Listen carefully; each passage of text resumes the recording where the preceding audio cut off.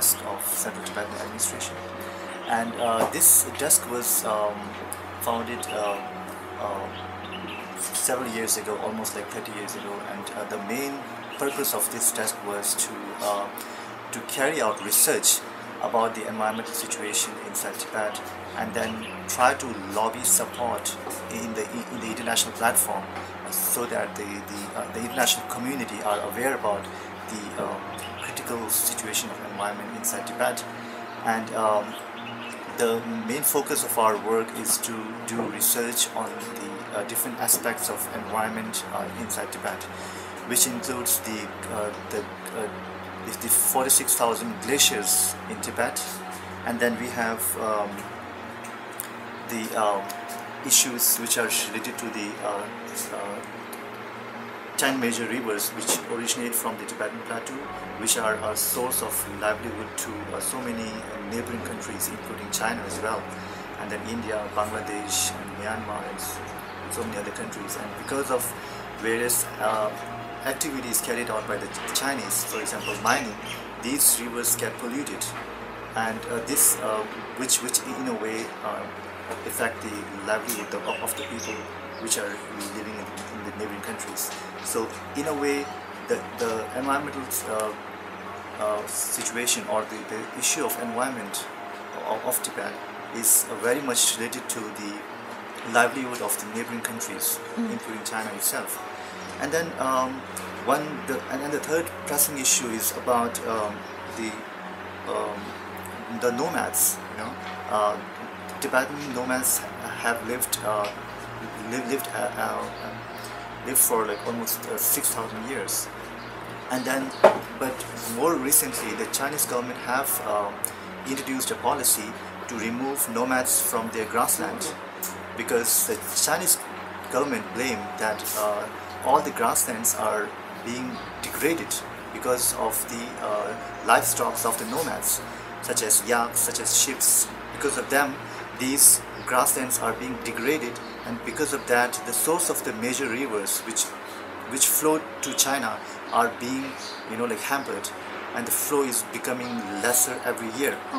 So the Chinese government is blaming these nomads, these poor nomads for all this, and they are removing these nomads from the grassland to concrete buildings.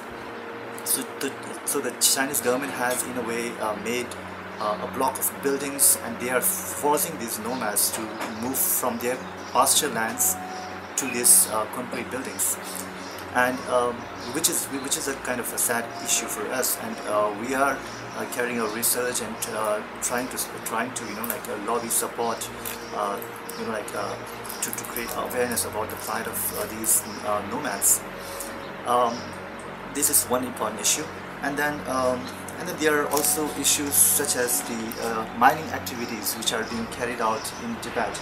As you're all well aware that the Tibetan Plateau is very rich in resources, different types of minerals such as chromite, such as gold, diamond, such as copper.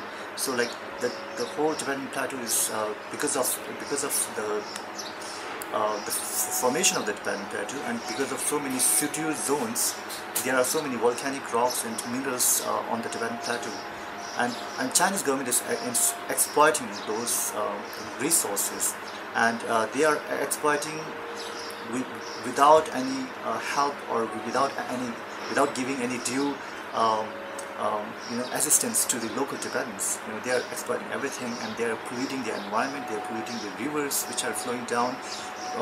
All these like toxic chemicals which are used in the processing of these minerals, they flow back into the river, and because of that, there has been cases of Tibetan nomads whose livestock have died. The yaks, the sheep, so many of them have died after drinking those polluted water, and so many. There has been so many cases of protest by the Tibetan people, because Tibetan people feel that most of this mining are carried out in the sacred areas. Tibetan people consider some areas as very precious and sacred, such as a mountain.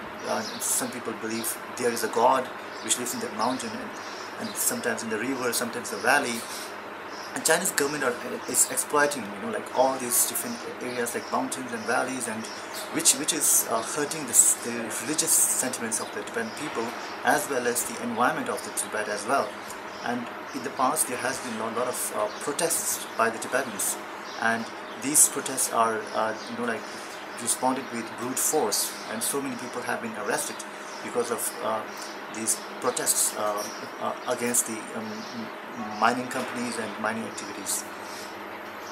And in addition to that, there has been a widespread deforestation, especially in the southeastern part of Tibet. There has been a lot of logging and deforestation, and because of that, these deforestation has led to soil erosion and flooding in the areas around the southeastern Tibet, as well as some areas in India and Bangladesh as well.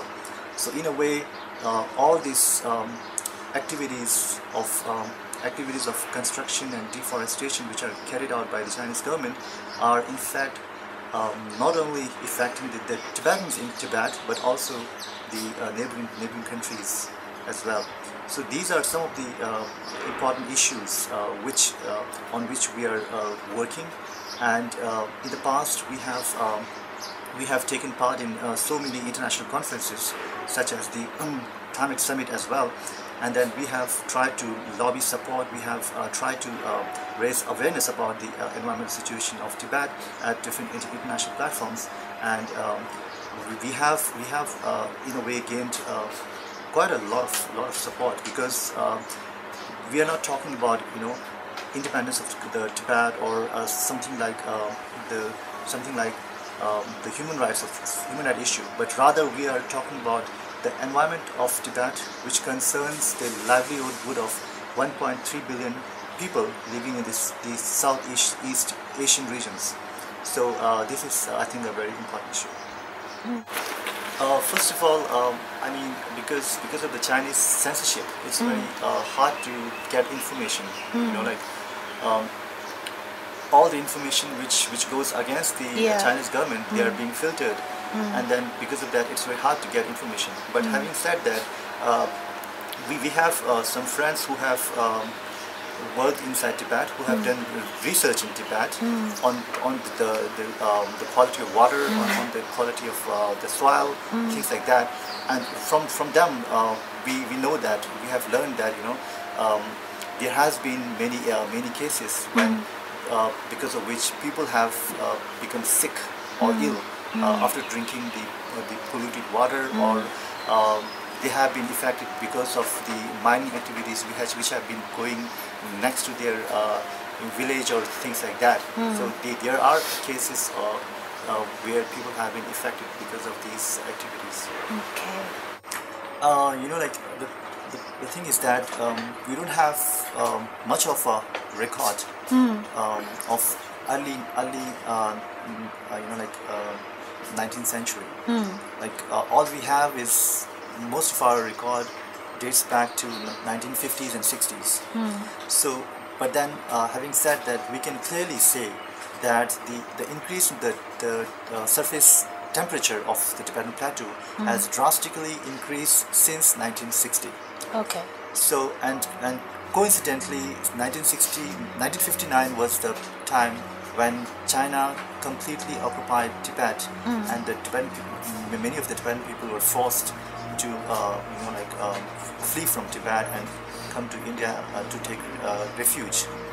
So in a way, this may be a coincidence, but then 1960 was the time when the overall average temperature of the Tibetan Plateau, it started to rise.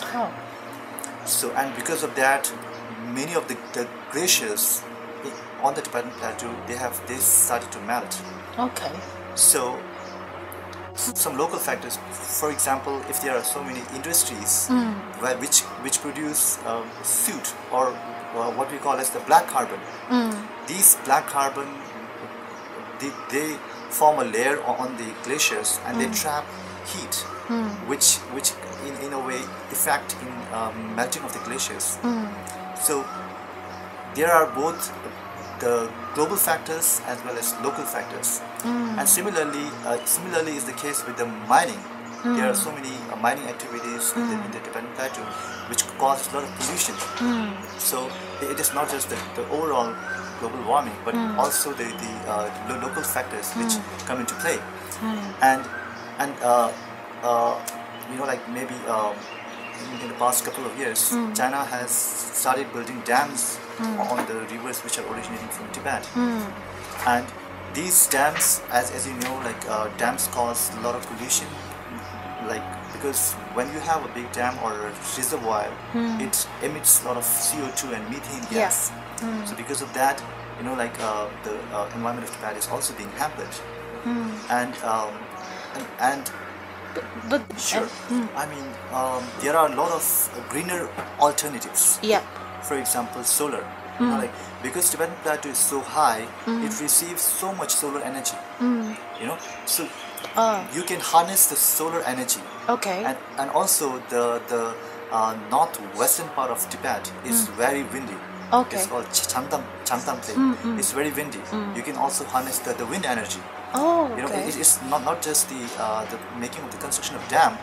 It's you have different alternatives, and the construction of dam is also dangerous because the Tibetan Plateau is seismically very active. There are a lot of earthquakes, and for example, if there is an earthquake close to the dam, then it might affect the dam, which might cause flooding in the whole region. And because of the construction of the dam, so many people are removed from the area. Yeah, like what I want the Hong Kong people to know is, like, first of all, they must try to learn and educate themselves about the environmental situation of Tibet, because this is the first step. We must understand what's going on, and after that, and once you know the environmental situation of Tibet, and then once you're sure that like whatever Chinese government's policy is in Tibet is not doing any good for the Tibetan people, and then you can in a way raise your opinion, and you can kind of create awareness among your friends, among your family, and then if possible you can write blogs, write articles in newspaper or in like different journals, and then this is in a way you can create awareness. And besides that, you can also lobby support with your local MPs or your politician or your leaders as well. And because the topic of environment has nothing to do with politics. It is simply a humanitarian issue. And this is something which each and every people of Hong Kong can like they can support, like, because we are not talking politics. So it's something which is related to the livelihoods of so many people. So I think Hong Kong people can make a great contribution in this regard.